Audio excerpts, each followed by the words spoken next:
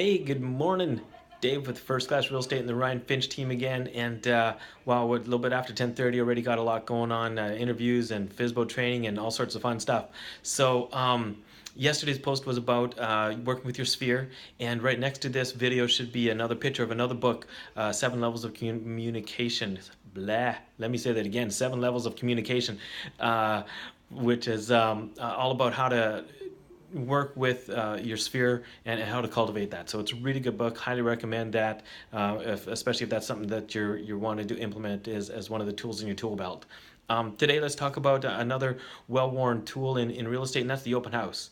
And there's a couple different ways to go about it. If you want to do some big, massive open house events, there's a guy on YouTube called Josh Smith who has some great information on how to do those things. He calls them his mega open houses, and that's definitely one way to go about it. I find that most real estate agents don't have the time and planning wherewithal to put something like that together. So if you don't, and you still want to do an open house, what are some tips and tricks on how to do that? And let me deal with that right now. So, generally speaking, what I would be looking for, what I advise our agents is you want to find a house that just recently got reduced, and or is just new on the market, either brand new or relisted new.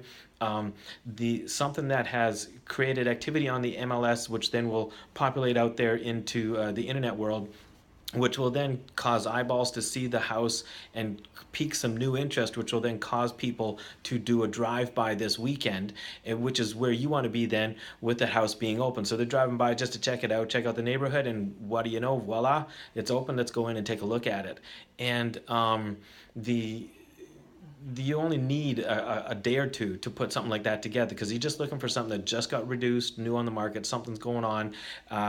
You put some notices up, you can put it on the MLS, but definitely one of the places that to hit these days is Zillow's open house notification. And then the other thing is signs. You need a ton of signs. Open house signs, just fill that street. In fact, what we talk about doing here is I recommend putting the signs out on the Friday. So if you're going to have the open house on the Saturday, go out Friday afternoon so that you get some of that drive time traffic. They get to see that there's an open house going on tomorrow, and so that would cause them possibly to come on back. You know, they're picking the kids up from school, driving home from work, whatever. They see those signs, drive into the neighborhood, say, "Ooh, that is a nice looking house. I'll come back tomorrow at the time that it is for the open house." So, and then of course the day of the open house, just fill that street up so you don't get somebody who gets lost on the way to the open house. Anyway, I hope that was useful. And tomorrow we'll talk about my favorite way for generating buyers.